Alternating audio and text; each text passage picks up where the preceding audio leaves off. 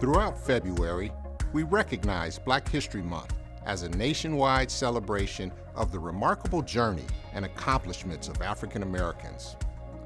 We celebrate key African American leaders, organizations, and movements that have played important roles advancing the journey of African Americans and contributing to the betterment of the United States and the world. We also celebrate those who have blazed pathways on the important journey towards equality and justice. And even as much progress has been made, the journey must continue. One area where there is still much ground to cover concerns U.S. workforce inequalities that have had a disproportionate impact on African American women and other women of color.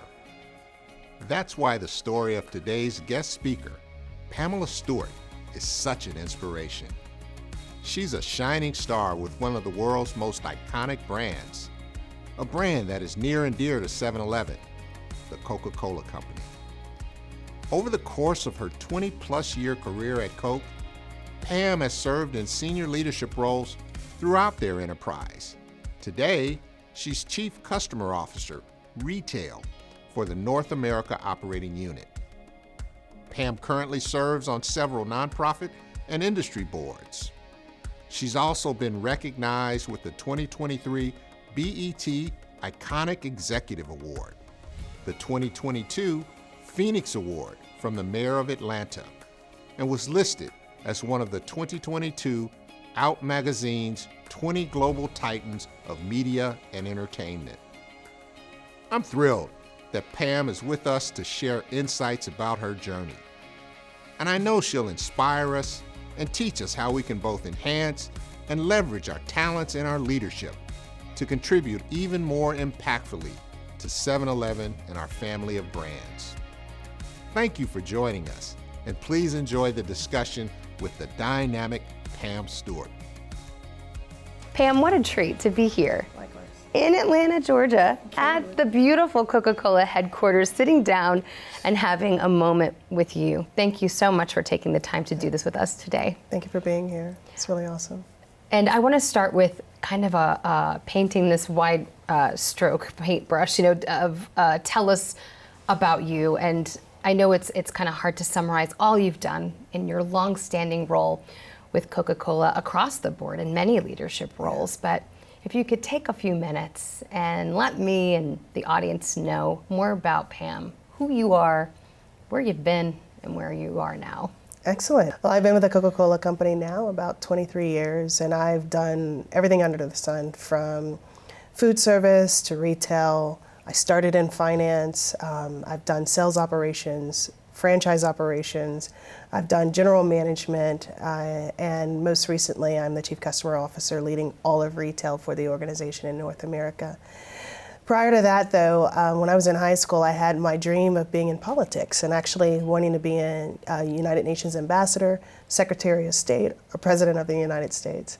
So I took a couple of actions and decisions to kind of navigate through that until I fell in love with business. And so that's what's been my journey the whole time, since that time.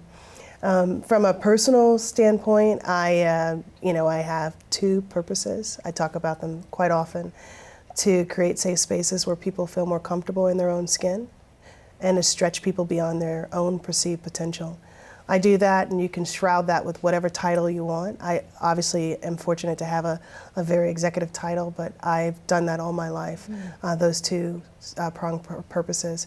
In a way of passions, from a community standpoint, I really focus on education reform, civil rights, children's rights, and animal rights. And I'm either on some board, public or nonprofit, really focusing and championing those things.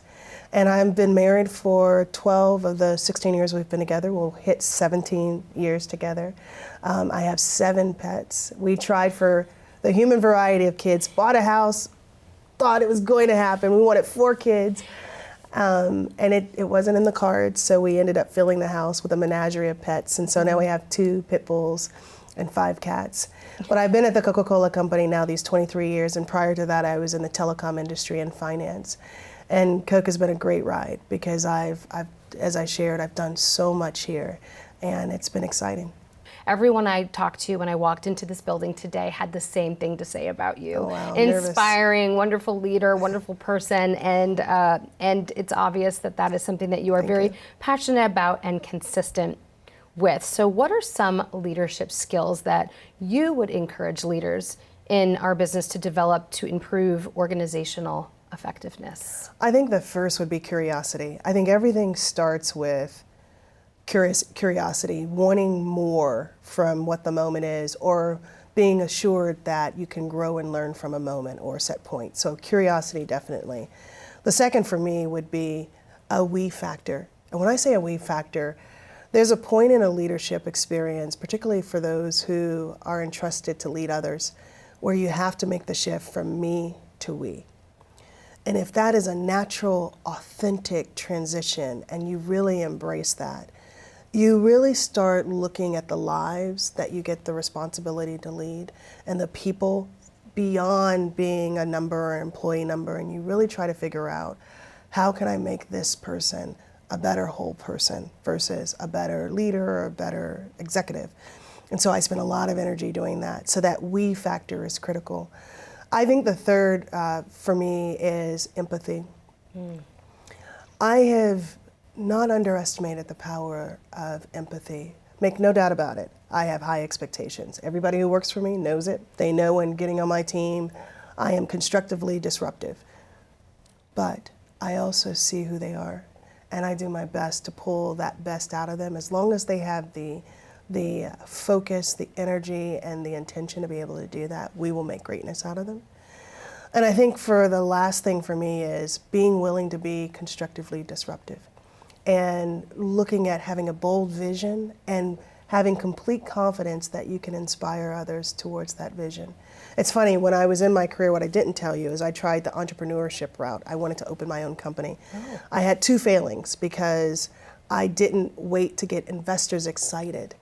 And so it's interesting that I went into corporate America, and now I realize the power of followership and getting people excited and influencing people to see the vision that you paint and believing it before it happens. And so someone being able to really refine that is a really God gift, you know, or whatever your creator might be, if any. And so it's been exciting to watch, but I think it's those things. And the only last thing, it's an edge thing. It is, besides being constructively disruptive and not facing with the status quo and continuously improving, it's being hungry. Everything stops and starts with your level of hunger. I really do believe there is nothing that a person can't do. The only thing that may be a barrier will be time or resources. That's it. You think about the timing of invention. It's just time. You waited a little bit longer, and then the internet came, and then a little bit longer, and the iPhone came. But the mentality and mental capacity and agility of people is extraordinary, and I just believe that, and I believe pulling that out in others.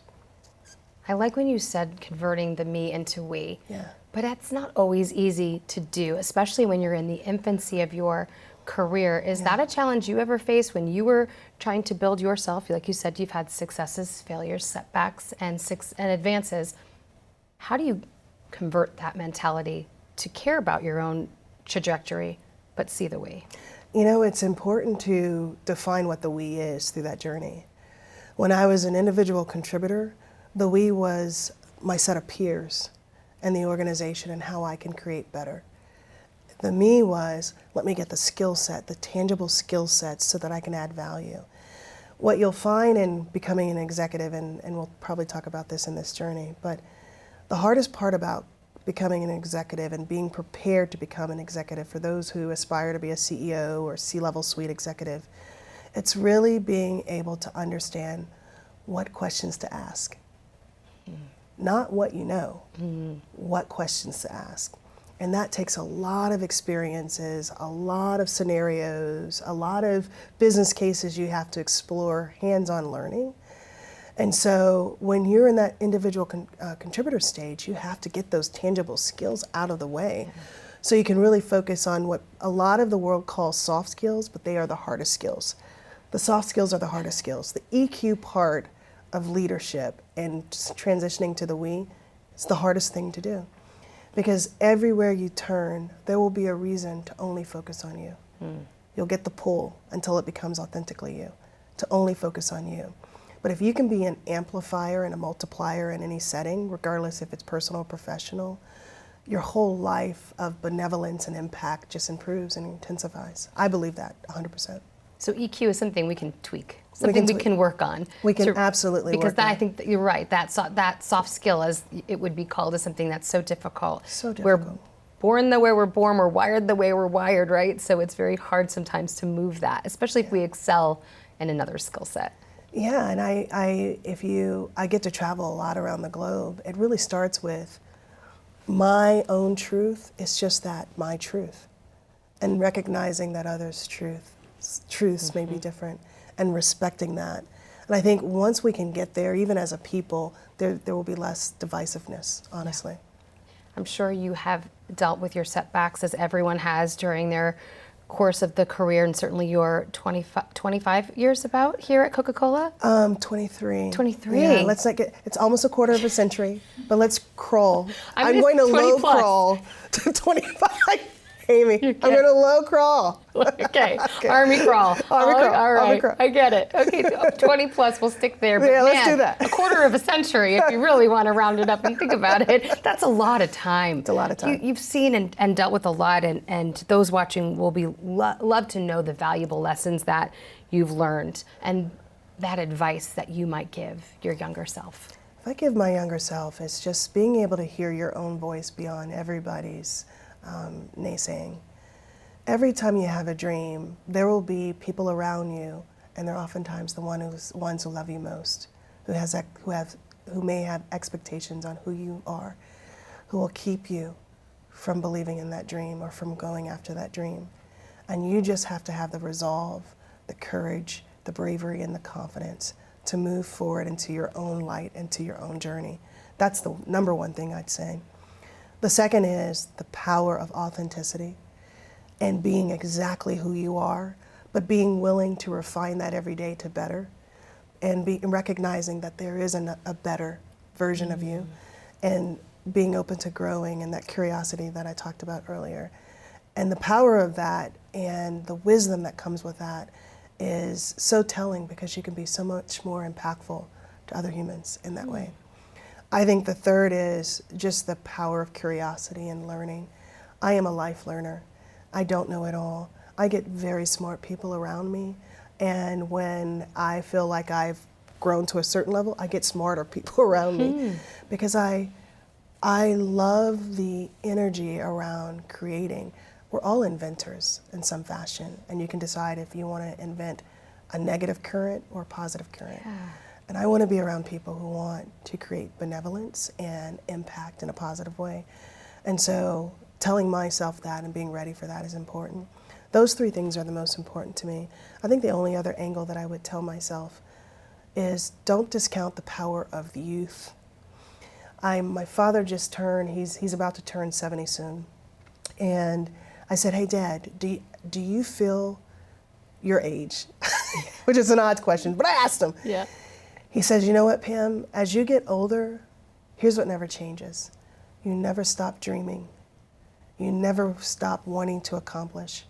You never stop wanting to achieve. The only thing that changes is your energy and health capacity to be able to achieve it. So for those out there who have a big, bold dream, don't squander time.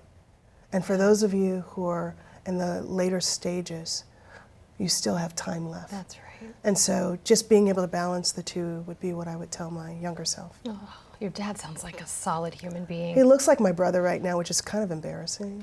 No, seriously. Wait, he has looks like no your brother wrinkles. because he's so youthful? He looks so youthful. Wow. I'm embarrassed. Really? And so when I go around him, I can't wear makeup because then I look, I'm not his mom. What? My dad looks really young. Way to go. So Yeah. hopefully that's your genetics, though. So that's good. It's not working out for me. Yeah, I think it is. I think you're too hard on yourself. I really think it is.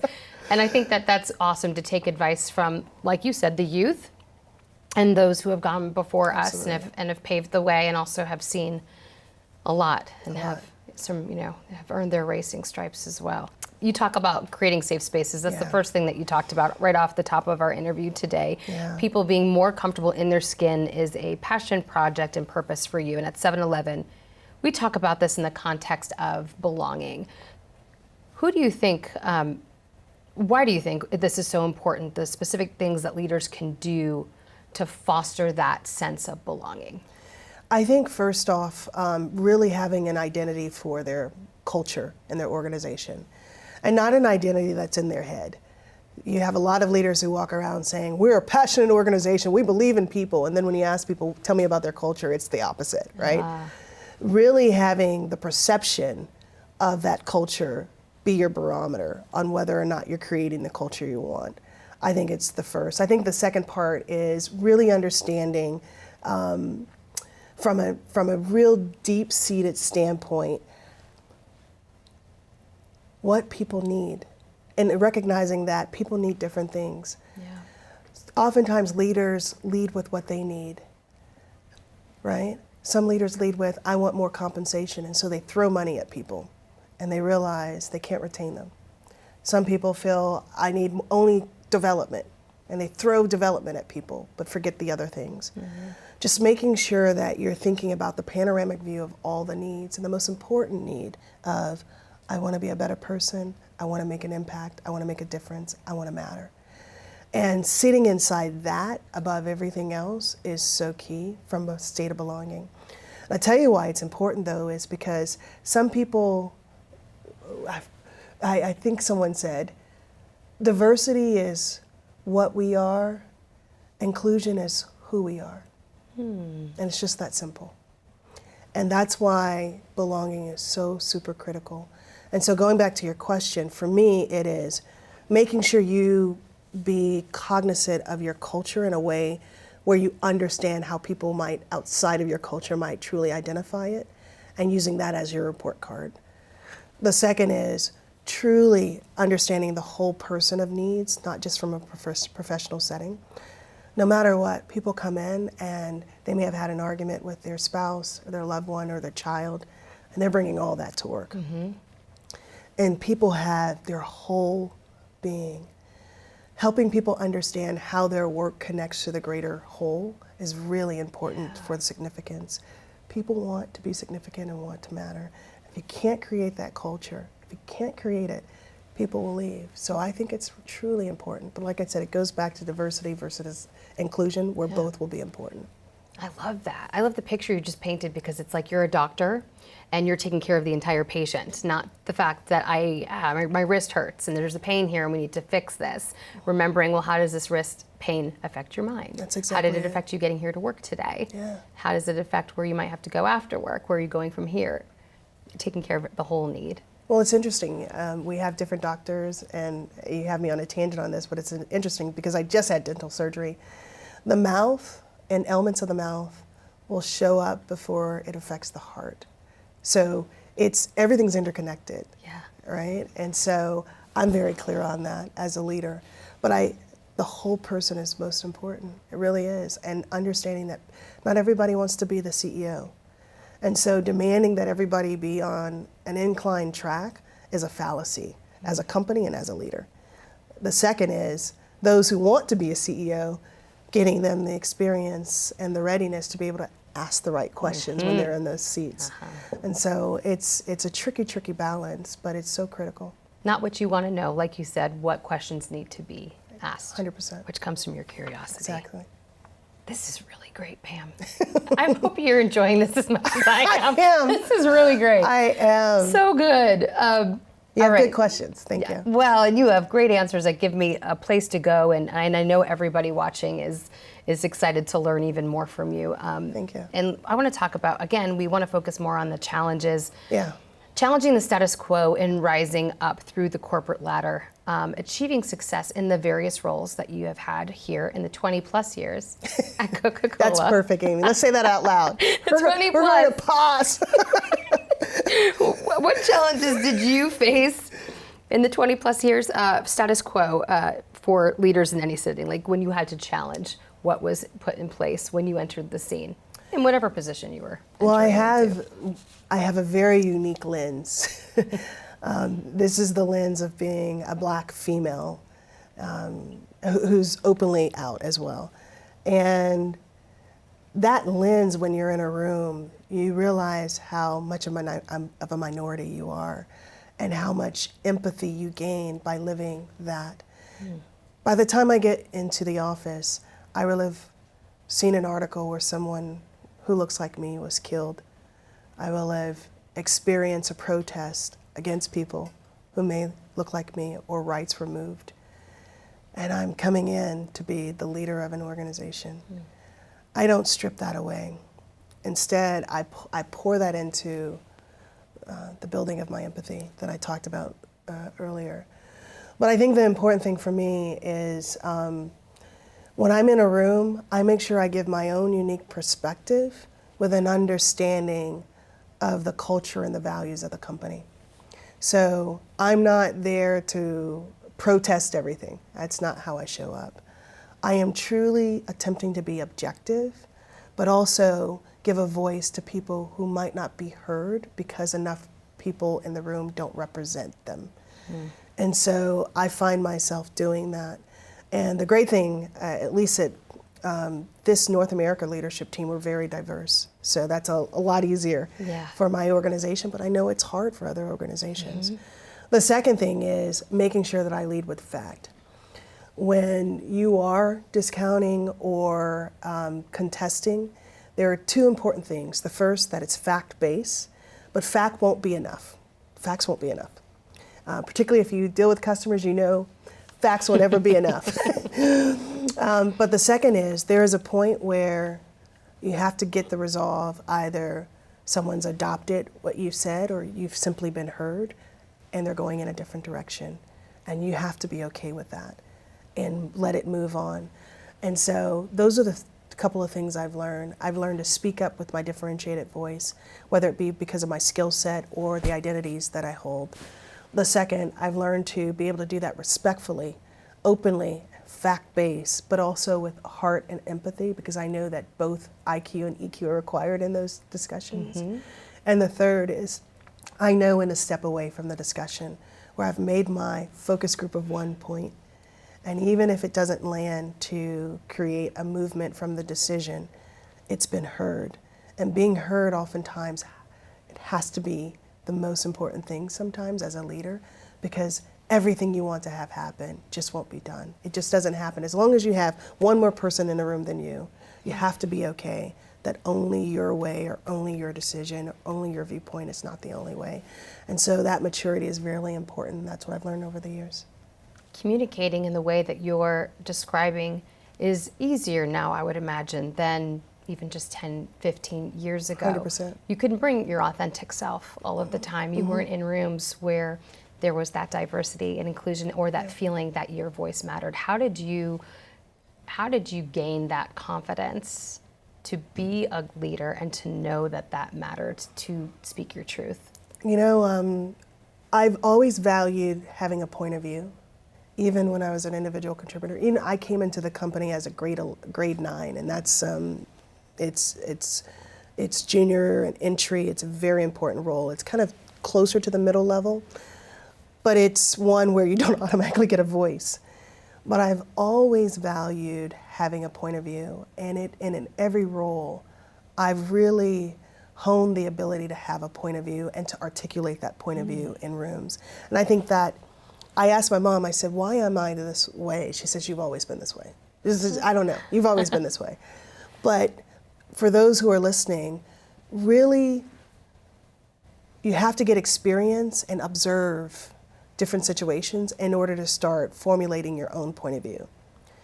And as you start getting those experiences, you have to test it and get the courage to speak loudly and audibly that point of view.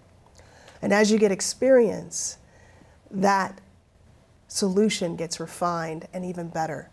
And that's kind of the series of the growth. But having a point of view and really being willing to articulate it was so important. And I've always been willing. And the way I would encourage those who are younger in their career, when you're in an organization, let's say it's one single department of the organization, every single day, every single week, someone is griping about something that's not working or a pain point.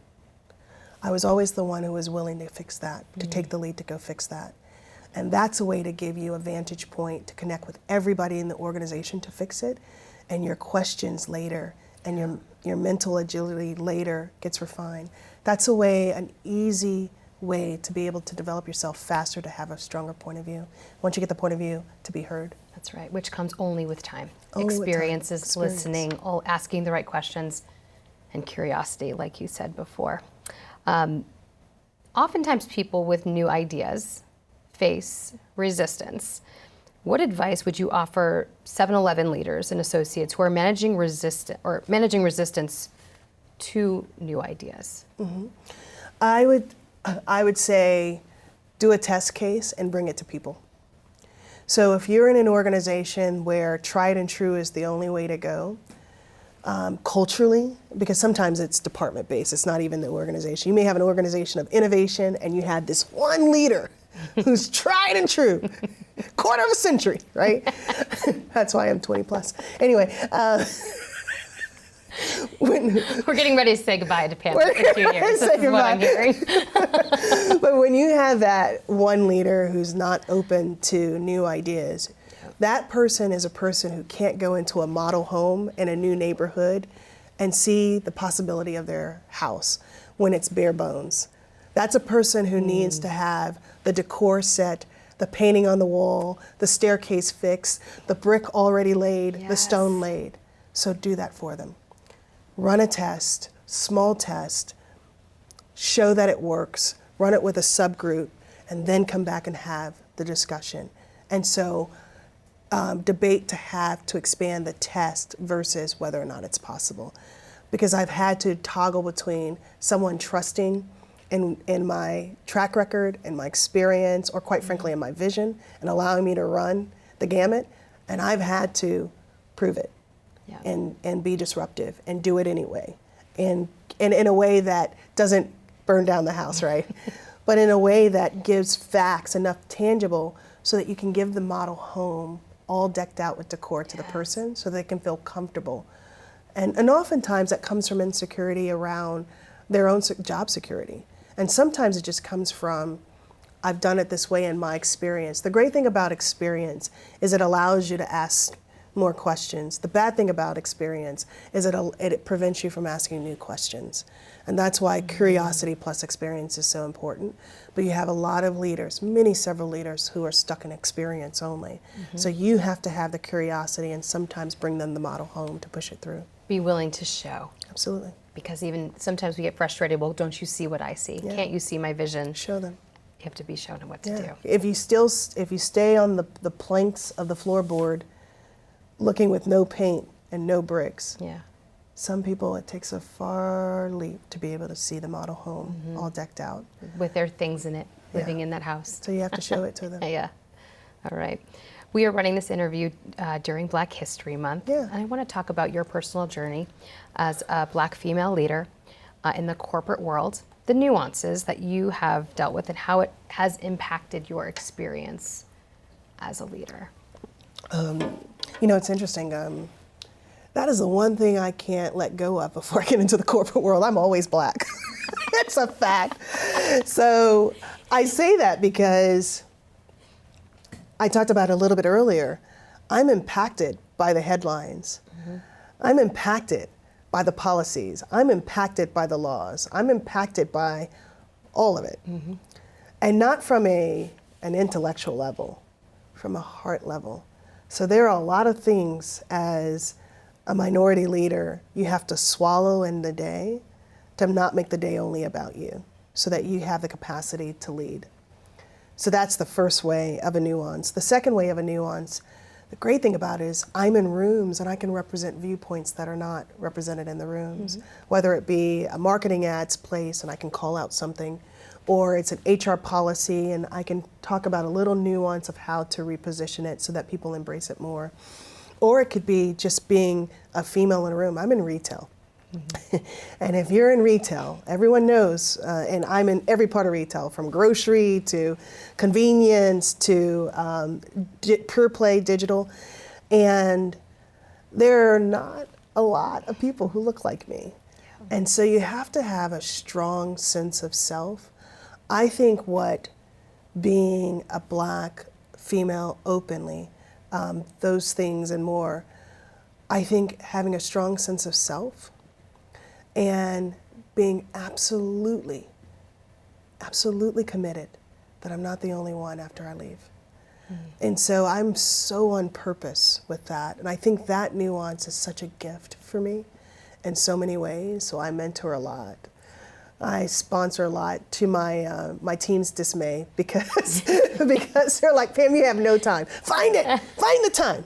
It's important to you. That was going to be my follow-up to that. Mentorship, sponsorship, that speaks to the heart part of Pam. That's your heart. It is. Serving others. Yes. 100%. Creating fellowship. Creating fellowship and followership, and just creating better versions of people. And when I say better based on their definition, not mine.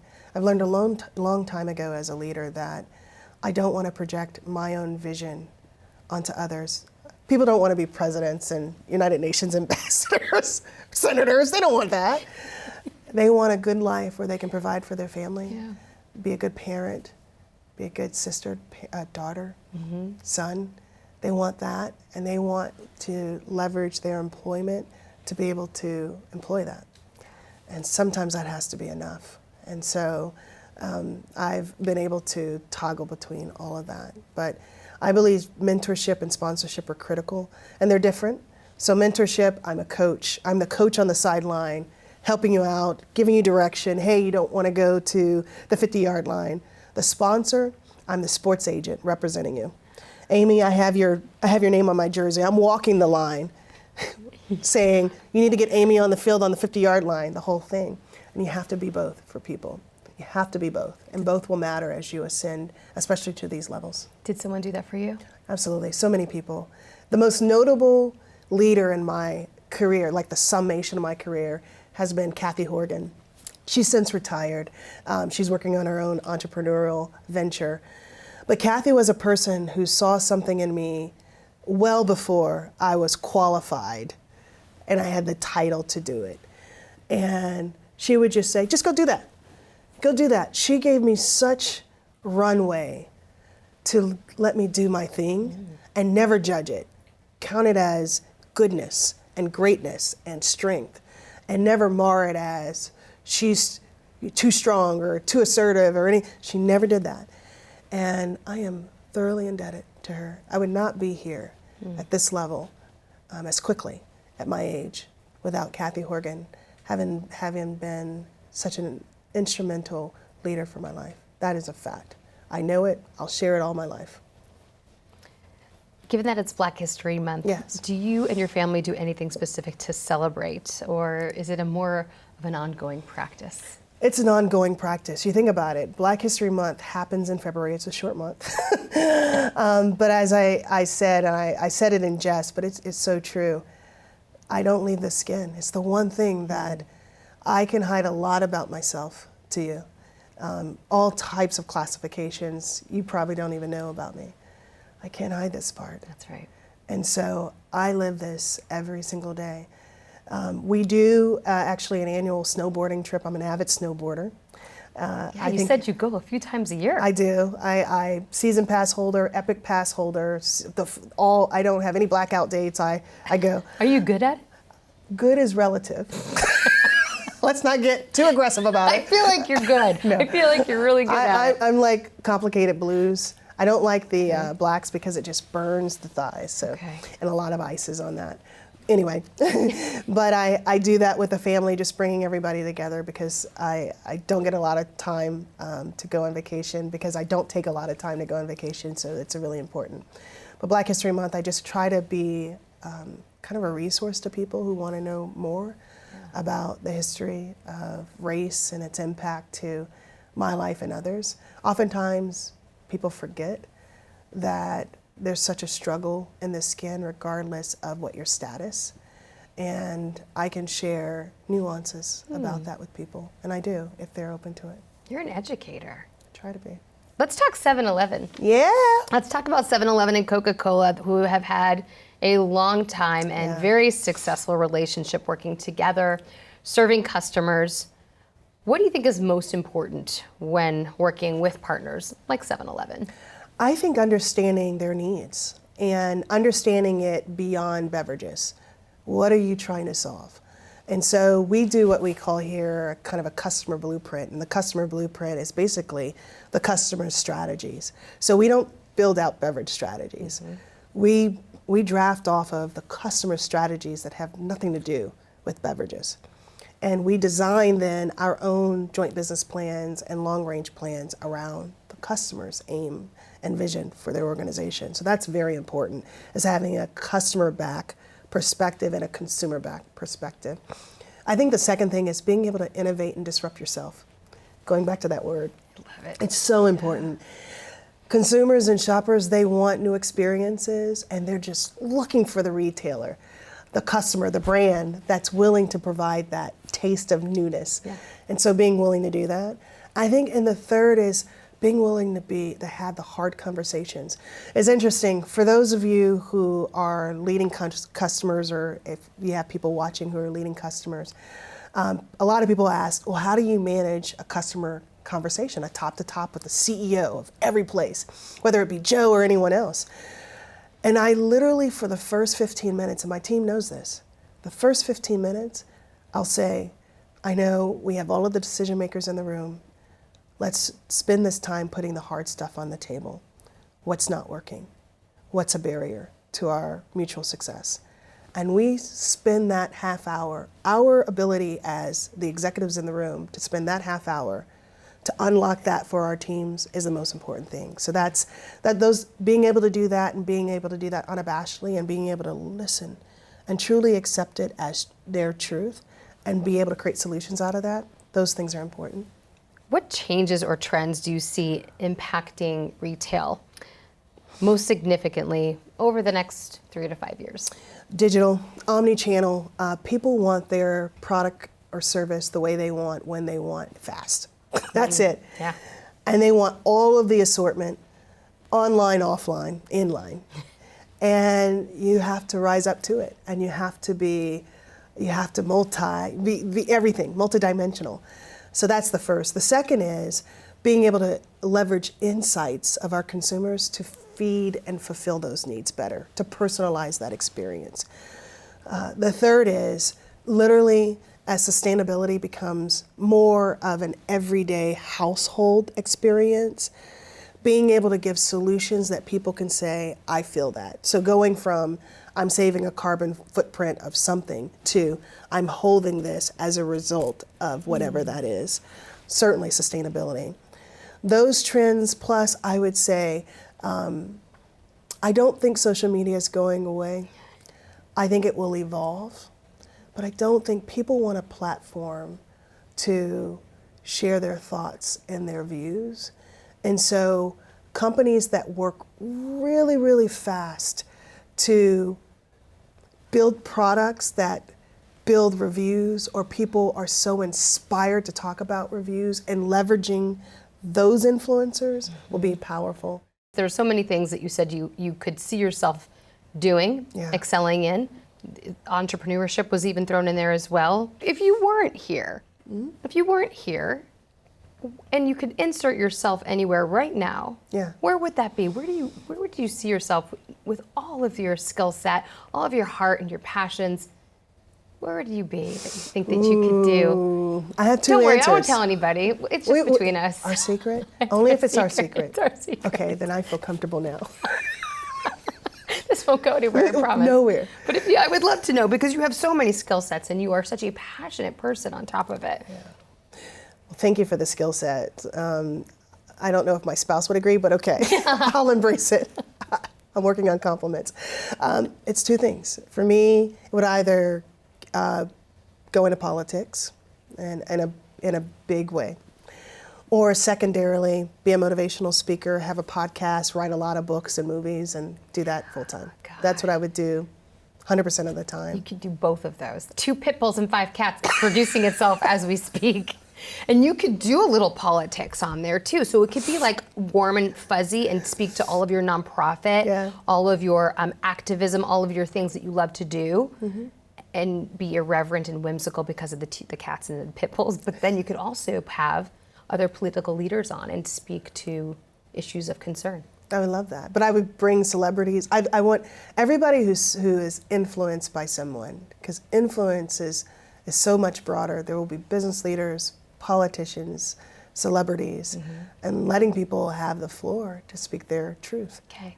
Talk about a fun 7-Eleven moment as a consumer. What do you like to do when you go to 7-Eleven? What do you like to Well, I have a memory, actually. I was in my preteens, I'll call those. So only about 10 years ago, I was in South Carolina, and my father was a Marine. My real father is an air traffic controller, many years, 29 years in the Marines. My stepfather was a combat engineer, so the person who defused the bombs in a minefield. Wow. So I had a great life. Reared up. Wow. But what I remember about that base, Laurel Bay, is that a 7-Eleven was out there, and I would always go to get a Slurpee or a Big Gulp. I used to, because I love ice, by the way. And so it was just such an experience for me. And it's such a staple in my family's life at the time. And there wasn't a lot on the base except the school I went and a 7-Eleven right outside near it. And I had a good time at the time. It's like a beacon when you see a 7-Eleven of just like comfort and home, and it's a recognizable spot where you can get all the ice you need. Get all the, because this is important. It's important. I don't understand when people don't want ice with their beverage. Like, what is going on? You ever go to Europe and ask for extra ice?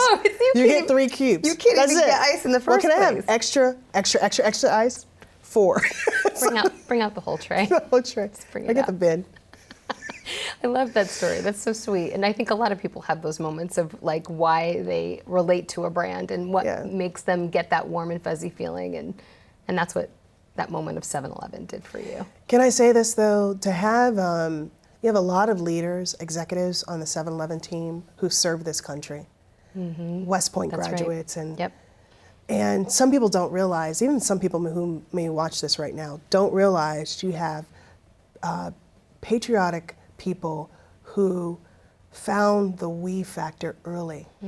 Because there is no better homage to humanity than being able and willing to sacrifice your life. That's right. And countless, whether it's Joe or Jesus, I can go down the line who've done that. I think that's the specialness of 7-Eleven, and a lot of people don't know. I think that you're right, absolutely, because you already have that integrity and something that you've learned at such a very young age. Very young age. And to see what many people don't have the advantage point to see when you are in service like that. And you've obviously grown up with a glimpse of that as well. Absolutely. Weren't you featured in a best-selling book? I was, by Jo Miller. Yeah, she's incredible. She is all about female leaders and bringing up particularly middle level leaders, female leaders, into senior level leaders. And she has a lot of quotes. She interviewed me for it, and she's incredible. How was that like? It was great because Jo is on purpose. And when you interact, you know this, when you interact with people who are on purpose, you start to refine your own. And so being a part of that project a few years ago was pretty special. All the best to Jo. She's listening out there too. Oh, that's great. Nice to be featured. Yeah. Way to go. Very There are cool. far smarter people there. I'm on some page that you have to circle in the back of the footnote, and that's good enough for me. That's good. You highlight that. It's like, Oh, Sharpie. no, Mom, keep turning the page. No, keep turning. Turn over the cover. You have to mark it before you send it off as a gift to the family. I bet they're so proud of you. They're proud, but my mom has it all. My mom's hilarious, so she's a constant comedian. She is a comedian. My mom's far better laughter, and she's hilarious. And so she really does think I'm the CEO of Coca Cola. So forgiveness to James Quincy, my boss's boss, and Jennifer Mann, my boss, because my mom is convinced. That's it. That's it. That's her fact. That's her truth. That's her truth. And she tells all of her friends that you're the CEO. And we agree, disagree and commit on this. That's right. Disagree and commit to it. Well, CEO Pam Stewart, thank you so much for sitting down with us today. Thank you, Amy. No, really, this has been such a treat. I mean, on all of the levels that you could have touched upon today, that so many nuggets that will resonate with so many others that are watching today. The most valuable asset we have is time, as you said, and you shared a bunch of it today, so thank you for that. I appreciate you. Thank you so much. And to everyone watching, please continue to be a constructive disruptor. Do I get to do another drink? Let's do it. Cheers. Cheers.